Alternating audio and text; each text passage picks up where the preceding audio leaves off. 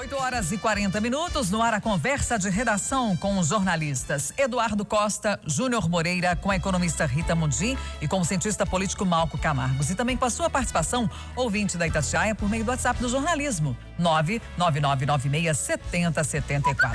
Aqui na conversa de redação teremos também uma participação extra do Ailton do Vale, que está no anel rodoviário, porque é uma manhã de trânsito caótico lá no anel e o Ailton do Vale vai atualizar pra gente. Ailton, já tem algum trecho que começa a ser pelo menos trafegável aí no anel?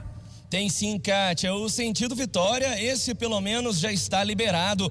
O sentido Vitória foi palco de um outro acidente que, segundo o Corpo de Bombeiros, pode ter relação com aquela batida envolvendo duas carretas no sentido Rio de Janeiro. Lembrando aos ouvintes da Itatiaia que no sentido Vitória, um caminhão tombou pertinho do acesso ao bairro Palmares. Esse veículo já foi retirado, sentido Vitória fluindo, só que o congestionamento já está lá atrás, antes mesmo do viaduto sobre a Avenida Pedro II. A boa notícia, se é que há boa notícia, é que o sentido Vitória agora tem todas as faixas livres. No sentido Rio de Janeiro, a situação é complicadíssima. Aqui no bairro Universitário, pouco antes da chegada ao viaduto São Francisco sobre a Avenida Antônio Carlos, duas carretas bateram após madrugada chuvosa e não há qualquer previsão para que esses veículos sejam rebocados daqui. Corpo de Bombeiros, pelo menos, já concluiu os trabalhos.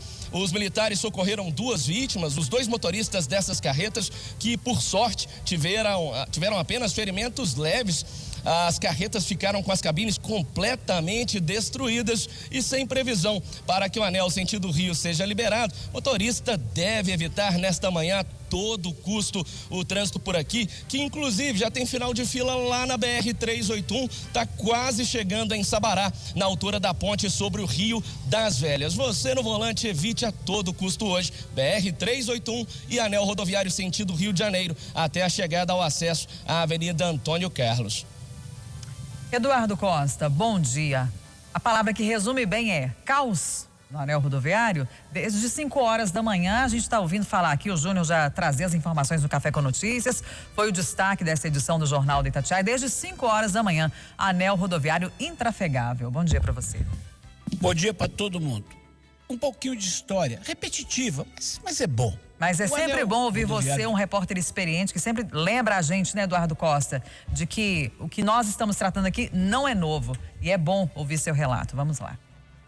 O anel rodoviário de Belo Horizonte foi construído nos anos 50, metade do século passado, quando a cidade já não cabia mais nos seus limites, quando o Antônio Carlos era um projeto, inclusive, de uma largura maior, por JK, quando a Cristiano Machado, como nós concebemos, não existia.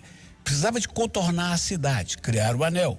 Mas aquela era uma época em que a urbanização, ou seja, a vinda das pessoas do campo para a cidade, estava acelerando no Brasil. Quando foi nos anos 70 que a urbanização explodiu, o anel já não comportava. E aí fizeram um projeto de alteração, principalmente dessas chamadas obras de arte, alargamento desses viadutos, como tem na Praça São Vicente, no Padre Eustáquio, viaduto São Francisco, e saíram, porque a desapropriação naquela época era mais brutal, saíram expulsando as pessoas de suas casas, depositando o valor com o qual elas não concordavam, e saíram tirando no peito e na raça. 50 anos depois, essas áreas foram ocupadas. As piores, as perigosas, às vezes algumas ali no viaduto São Francisco, em cima, inclusive, de canalização de gás, pelos pobres. As boas, por amigos do rei, de gente da antiga, da Polícia Rodoviária, do RDR, que hoje é DENIT. Resultado, tem gente ganhando dinheiro até hoje nessas áreas invadidas. E a obra nada. E aí houve a chamada conurbação, que é quando uma cidade mistura com a outra. E o anel começou a matar. Eu fico imaginando, numa manhã como essa, quanta gente perdeu hemodiálise, quanta gente perdeu uma consulta médica, quanta gente perdeu uma entrevista de emprego, quanta gente perdeu o voo. Então, não é mais possível aceitar isso. Pelos acidentes que vimos essa manhã, sobretudo na região do bairro Universitário, se houvesse 1 ou 2 carros de passeio no meio, teríamos 10 mortos, 12.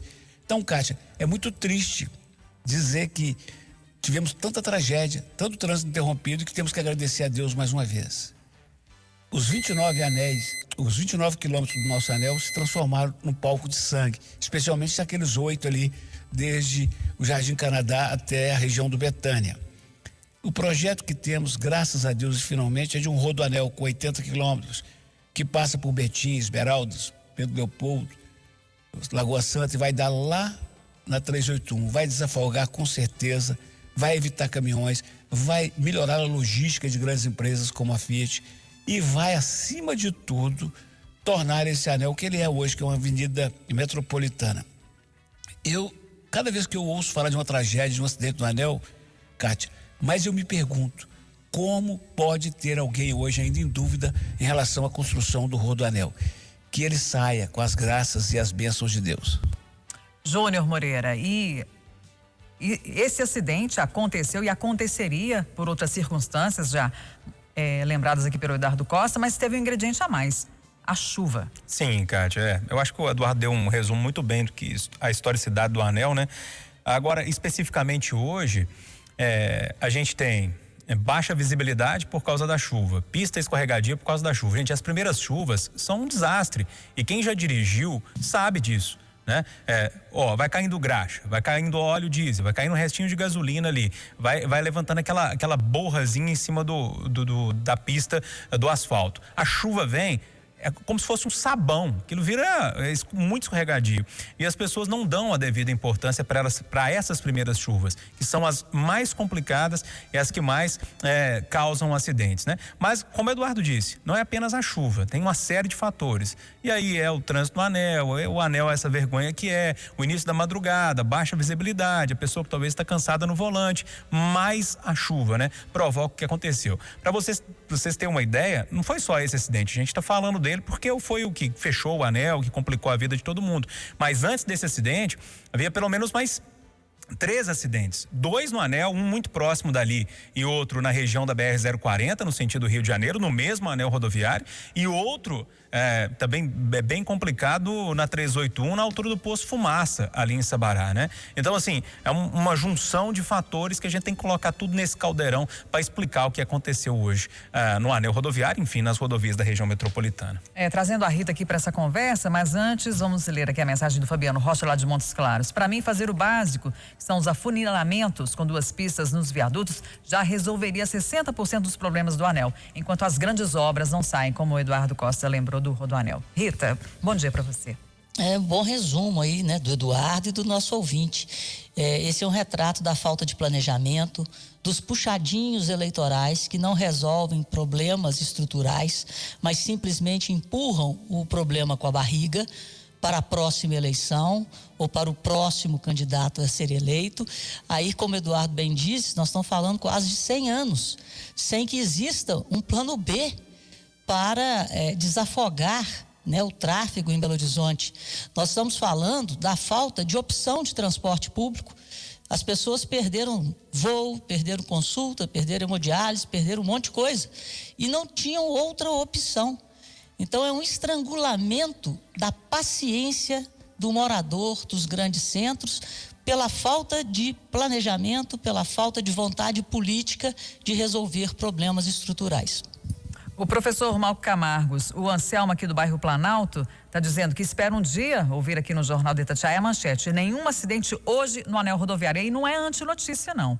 Porque se é rotina, acidente cotidianamente no anel rodoviário, não ter pra gente seria uma excelente notícia, né, Malco?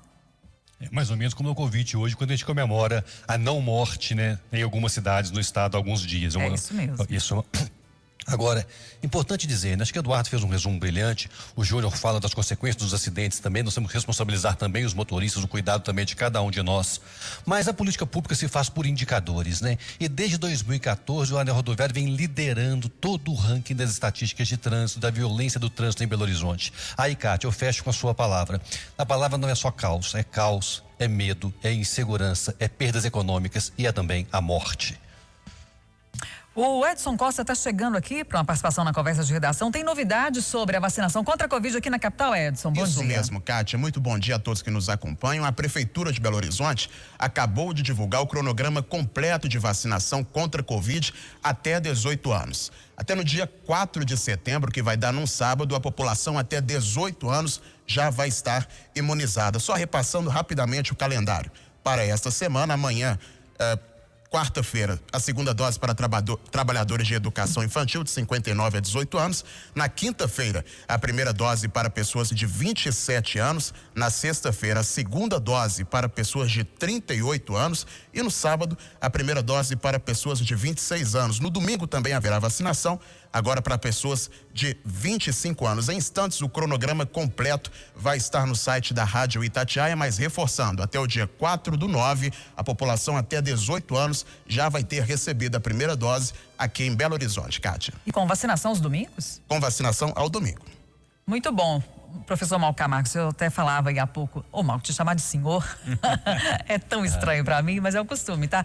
Malco, você até aproveitou para lembrar dessa questão do dia em que não se registram mortes em algumas cidades pela Covid-19. E o Edson acaba de trazer uma excelente notícia, e agora é a vacinação do público cada vez mais jovem. E o que aponta para o sinal que aconteceu em São Paulo ontem, né? O fim da restrição dos horários de funcionamento da cidade, ou seja, depois de fazer a virada da vacina, depois de vacinar os jovens, abriram-se os limites, não dá mais restrição em relação ao funcionamento do comércio, dos bares, dos restaurantes na cidade de São Paulo. Em breve isso chegará em Belo Horizonte, né? Assim, é um alento, né? E é interessante, é tão bom fazer essa conversa de redação, quando a gente tem boas notícias. Eu olho para a Rita e espero uma boa notícia da economia, a Rita olha para mim e espera uma boa notícia de política, Júnior e Eduardo falando das cidades, e é um alento para a gente na capital poder falar. Finalmente estamos chegando, completando o nosso ciclo de vacinação aqui na capital. Ô Eduardo Costa, uma notícia que pelo menos veio para refrescar algumas horas aí da madrugada, que foi a chuvinha, hein? Em Belo Horizonte e algumas cidades da região metropolitana.